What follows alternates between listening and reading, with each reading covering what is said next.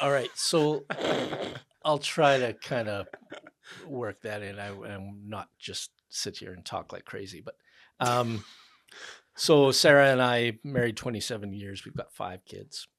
Our oldest is 22, just turned 22, and Isaac was born with cerebral palsy. Lives in a wheelchair for the rest of his life, and that changed our trajectory significantly. It changed our lives. For me personally, huge. I'm a pretty confident guy. I feel like I can do pretty much anything I need to do. Okay. And unfortunately, that's just not true. But I lived that way. And having Isaac and sitting there seeing Sarah, in a hospital bed with, her liver was shutting down, kidneys shutting down, everything's shutting down. She can't have people coming in to visit her. And Isaac was 2 pounds, 2 ounces Oh, in as it when she neonatal. had him. Okay. Yeah. And so I'm sitting there completely Helpless. helpless, right? And that was significant for me to just see, okay, Lord, there's so much that is out of my control. You were a Christian already at that time? Absolutely. Yeah. I grew up pastor's kid, like you, Kyle. And So You guys both have issues then. you know what? My experience might be a little more positive than yours. I'm not sure. But Be good to hear it. I- But that's a I just, so faith is a spiritual gift of mine. I've never doubted my faith. That's I don't. awesome. It's very strong. It always has been. Even in but that that's the moment. Even in that problem. moment. Yes. Okay. Sarah was, she had her throw it down with God over it, and she had to hash it out. I mean, she was just screaming at him, That's awesome. and I wasn't, and that was hard for us because we were in different places, and we often are. We process things very differently, and sometimes she wants to feel things the way she wants me to feel things the way she does, and I don't. And so we work through that and we figure that out. But in that moment, for me, it was it's a problem when your faith is so strong because you don't rely on the Lord the way you need to, right? You have such a confidence. That seems like a paradox, the comment you just said there. That means a faith in yourself versus the Lord. If you right, but I just it's a I know He's got it. I know it's good. I don't need to actually check in and walk with the Lord. Okay, and interesting. abide in Him the way I need to. As opposed to when you're broken. I feel like I can carry it, and I'll check in when I need to. But I'm good. He's good. I'm good. We're good. Interesting. And that's the downside of it. So having Isaac really brought that to the surface for me. Did you know before he was born that he'd see No. You had no clue that he was going to be handicapped in a wheelchair? No. We Sarah had preeclampsia, and it came on very quickly. So I was a sales rep at the time. I was out of town, and she went to selling the doctor. medical equipment? Selling pharmaceuticals at that time. Okay. She said, I'm going to the doctor. I've got this terrible headache. It's been coming on. I'm putting on water weight. My ankles are huge, all of this. And so she went to the doctor's clinic, and she called me and said, you better come in. We went to emergency, and she's there. Everything's going fine. She feels fine. No problem. But we knew her blood pressure was way over, like just crazy. And they sort of said, okay, well, here's the plan. Basically, we're going to give you steroids to try and get the lungs developed as fast as possible. Best case scenario, you're going to give birth tomorrow. But worst case, we're a couple hours away from, and crazy. It was worst case. She had a C-section. How old were you that day? How old was I? 22 years ago, about 30. Yeah. So And Yeah, how some- far it's along some was she? life. she was 26 weeks. Oh, wow. Yeah. Wow. So Very early. So yeah, he was 2 pounds 2 ounces. Yeah, With crazy. cerebral palsy. So And when did you find that out? Right away? no, they won't tell you. They won't diagnose it. When did So you we know? were in neonatal for 70 days, and I think we were probably 50 some days in. And Are you Keep worried? talking. Oh, yeah, you're sorry, good. You're good as you were. we were about 50 some days in Okay. before they sat us down and said, "Okay, there's Okay. going to be some The challenges." camera's on? So- Yeah, the cameras are on. Okay. I'm just thinking you're panicking. No, I just got a notepad because I got things I want to say. But you don't want to Yeah, interrupt. Yeah. Which normally with me, he just interrupts. So this is sanctification for Okay. him. Taking notes. He never takes notes with me. He just cuts me off. That's fair. So yeah, so that was huge, and then we continued on. We moved out to Chilliwack because I was working for Johnson and Johnson at the time. They saw it as a family issue, so they moved us out to the coast where our family was, and because we were in Regina, Saskatchewan at the time. Oh, Sorry, wow. we were living there. That's when we had Isaac, continued to. We had 2 more biological children. Sorry. I was a pharmaceutical rep, then moved into medical devices. We were doing life. Kids were growing up. Obviously, Isaac, we were learning lots, taking care of him. And then, And how functional is Isaac now? Like, can you communicate with him or like? yeah, Isaac's really social. He's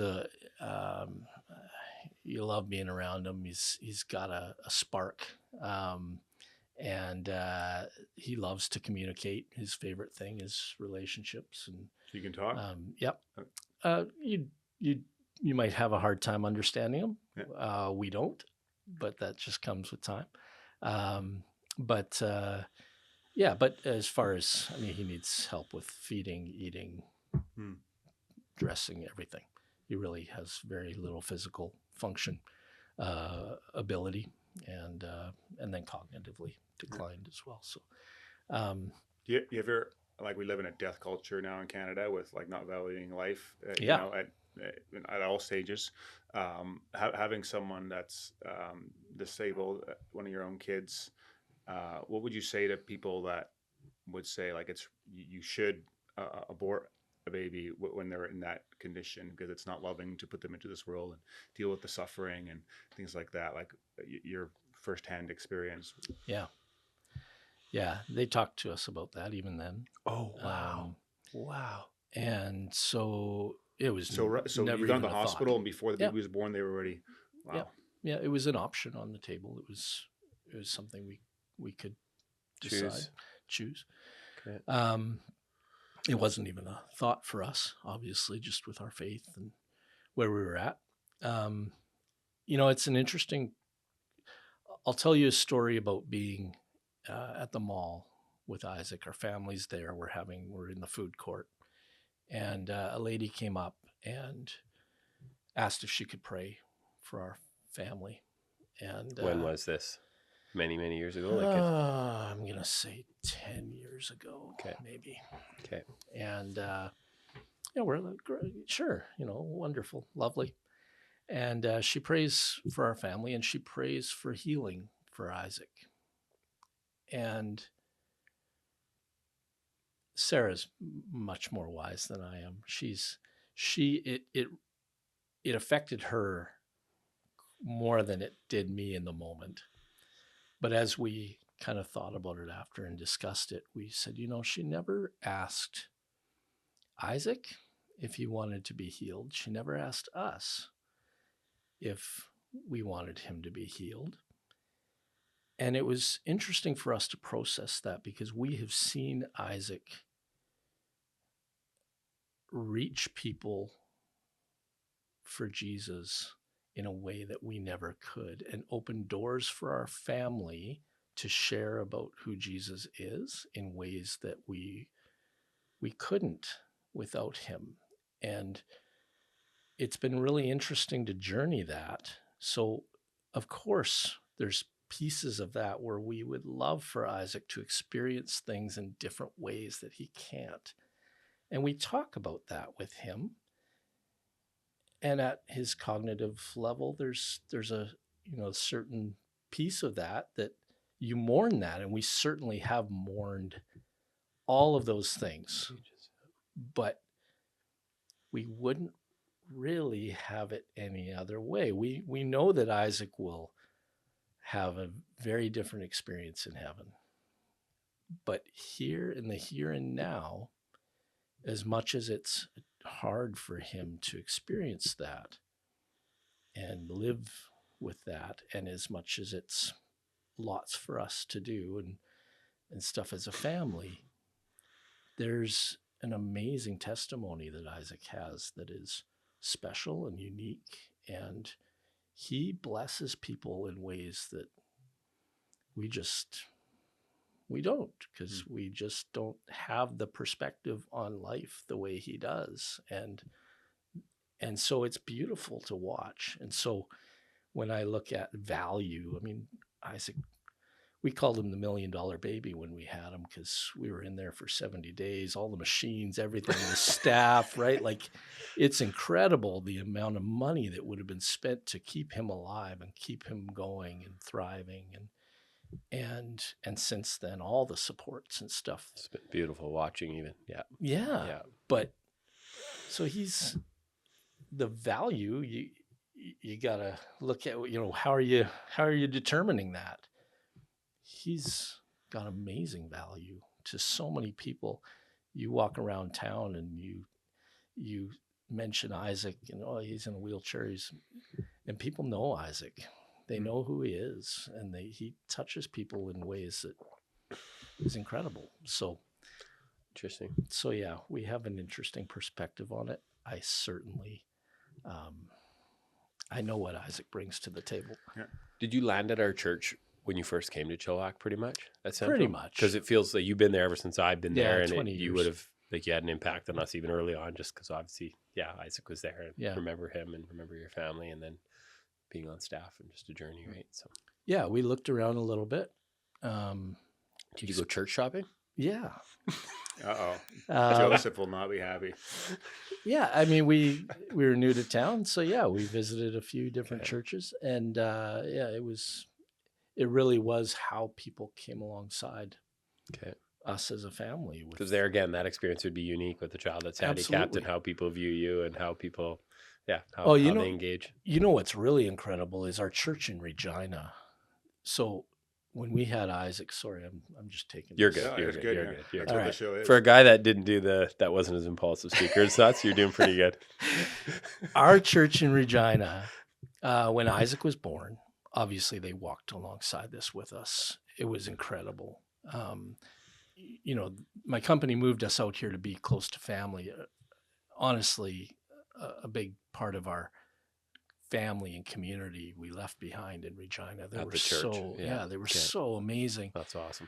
But the incredible thing was they took that experience with Isaac in a wheelchair, looked around and saw us like lugging Isaac's equipment upstairs and different things like that. And they went, wait a minute. We have nobody else in here that's in a wheelchair, that's got special needs. We are not equipped. We're not ready. We are not a place where this community can come. God wouldn't even bring someone here because literally they couldn't get in the door. Right. Yeah, okay. So they, as a church, they sent staff to learn how to come alongside, they did construction, changed a bunch of stuff in the church, ramps, everything to be ready for the next family that would need to come and be there. And today they have an extra service that is just for the special needs community. In Regina. Yeah, that is awesome. People from all over the city come and they celebrate weekly. And it's just one of their services that they do. Just that alone proves like the value that Isaac brings in. Absolutely. Like what people would lose out on if they terminate things. Something that the community we grew up in did it really well too. Like even the school in particular, I would say has probably one of the best special needs programs. And I mean, my brother was born without eyes. He's blind. I was like metaphorically blind. He was physically blind, unfortunately. And it was just interesting how, like, even in hindsight now, just starting to really process it as an adult, thinking, man, and they do it still, like they just care for, so it's pretty, I think in a lot of ways, obviously the people have a lot of areas to grow in that sense, but so tell us about the rest of your family, or do you have to interject? I just Go ahead. Okay. Hey guys, if you enjoyed that episode and were blessed by it, would you be willing to support the show? That would help a lot in creating more content, improving the quality of the content, putting the production value, getting more guests on, and me being able to spend more time and energy towards it. So if you're interested in doing that, you can click up here and it'll take you to a support page. But you can also subscribe to the podcast by clicking over here and doing that. Thanks again for listening, and I'll catch you on the next one.